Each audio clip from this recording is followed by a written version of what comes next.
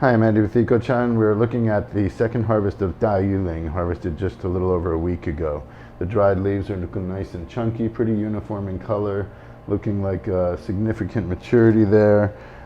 Good size, good thickness to the leaves, significant oxidation as well. You can see the reddening on the outside and on the stems.